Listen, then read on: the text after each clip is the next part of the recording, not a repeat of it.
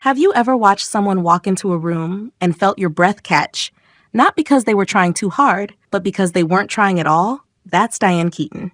At 78, she's doing something most fashion magazines won't tell you about. She's wearing men's clothes, and somehow she looks more feminine, more powerful, more herself than ever before. Here's what I want you to consider today. What if the secret to looking more elegant after 50 isn't about squeezing into what society expects a woman to wear? What if it's about borrowing from the boys' closet and making it undeniably, authentically yours? Diane has spent decades perfecting something extraordinary. She's created a visual language that says, I'm comfortable, I'm confident, I refuse to disappear. And today, we're decoding every element of her menswear-inspired wardrobe so you can steal her secrets. Because this isn't about copying Diane. It's about discovering what happens when you give yourself permission to dress for no one but yourself. Let's begin. 1. The foundation piece. Every iconic wardrobe starts with one piece that changes everything. For Diane, it's the oversized blazer. Not fitted, not structured in that traditional feminine way. Oversized, relaxed, borrowed from my boyfriend, gorgeous. This is where her entire aesthetic lives and breathes. Here's why this matters for you. An oversized blazer creates vertical lines that elongate your silhouette without clinging to anything you'd rather not emphasize. It provides structure without restriction. It whispers sophistication without screaming effort. Diane chooses blazers in neutral tones: black, camel, navy, charcoal, fabrics that hold their shape but move with her body. The fit is crucial. The shoulders should extend slightly past your natural shoulder line. The length should hit mid-thigh or just below. The sleeves can be rolled to show your wrists, adding that perfectly undone touch. This is your armor and your comfort zone, all in one garment. When you slip it on, you're not dressing up, you're dressing into yourself. And that distinction? That's everything. 2. The art of layering.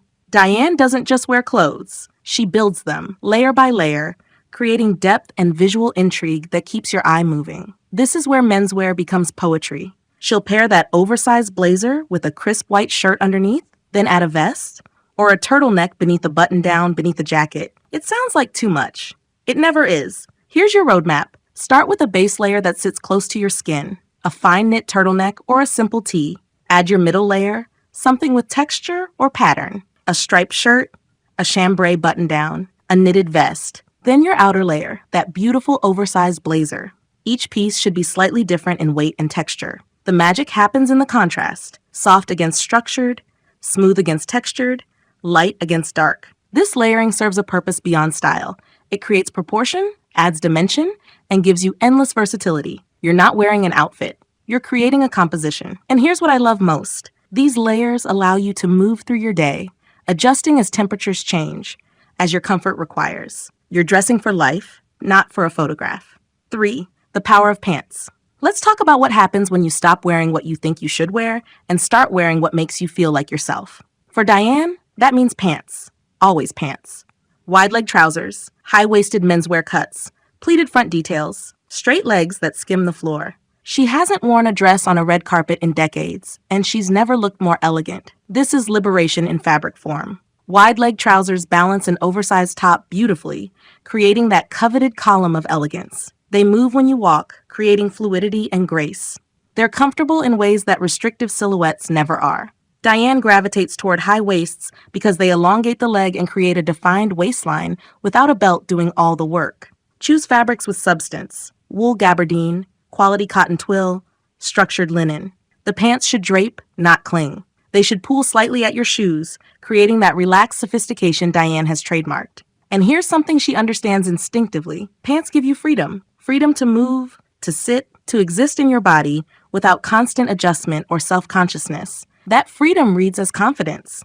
And confidence is always elegant. 4. The statement hat. Now we arrive at Diane's signature, the piece that makes her unmistakable in any crowd. The hat. Bowlers, fedoras, wide brims, newsboy caps. She wears them with such consistency that they've become less accessory and more essential, like her face, her smile, her presence. Here's what a great hat does for you after 50. It draws the eye upward, creating vertical interest. It frames your face like a piece of art. It adds personality and polish in one single gesture. It also provides something wonderfully practical. It eliminates bad hair days while making you look intentionally styled. Diane chooses structured hats in neutral tones that complement her outfit without competing. She wears them slightly tilted, never perfectly centered, which adds that element of ease. For you, start with a felt fedora or a classic wool bowler. The brim should be proportional to your shoulders. Wider shoulders can carry wider brims. Wear it with confidence, not apology. Never say, "I'm trying this hat thing." Just wear the hat. Let it become part of your visual vocabulary. Diane has shown us that the right hat isn't costume, it's completion. 5. The masculine accessories. The details matter. This is where Diane separates herself from everyone else playing with menswear. She commits fully to the masculine aesthetic through her accessories. Thick leather belts with substantial buckles, men's watches with oversized faces, brogues and Oxfords instead of heels, structured leather bags that look like they could carry important documents. These choices create cohesion. When you pair masculine accessories with menswear-inspired clothing, you're telling a complete story. There's no confusion, no hedging, no feminine flourish added to soften the look. Diane understands that the power of menswear comes from its directness, its refusal to apologize or explain. For your own wardrobe, invest in quality accessories that will last.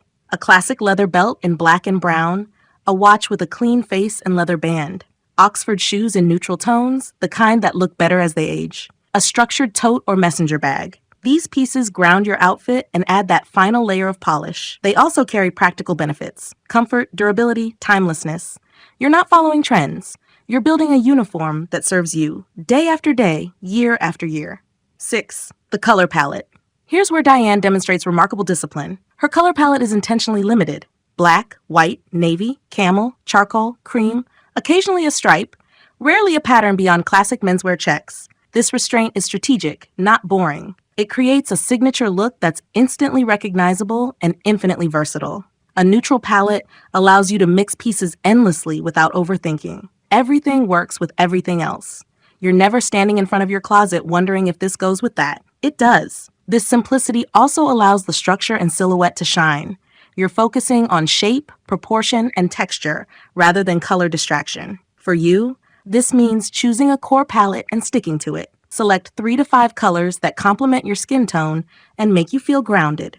Build your wardrobe around these shades. Add texture through different fabrics: a chunky knit, smooth cotton, crisp linen, soft wool. Let your personality come through in how you wear the clothes, not what color they are. Diane has proven that neutrals aren't neutral at all. They're sophisticated. They're timeless. They're the visual equivalent of speaking softly and carrying enormous presence. 7. The confidence factor. And now we arrive at the truth. None of this works without the one thing you cannot buy in any store: confidence. Not the loud, look at me kind, the quiet, I know who I am kind. Diane wears menswear with such conviction that it never looks like costume. It looks like her. This is your invitation. Not to dress like Diane, but to find what makes you feel this certain about yourself. Maybe it's menswear. Maybe it's something else entirely. But here's what Diane teaches us every single time she steps into the public view. When you dress for yourself, truly for yourself, not for approval or acceptance or admiration, you become magnetic. At 78, Diane isn't following fashion. She's not trying to look younger or fit into someone else's idea of age-appropriate dressing. She's simply being Diane. And in that authenticity, she's given all of us permission to do the same. So steal her secrets. Yes, take the oversized blazer, the wide-leg trousers, the statement hat, but more than anything, steal her audacity, her refusal to blend in, her commitment to comfort and self-expression over conformity, because that's the real secret. It always has been.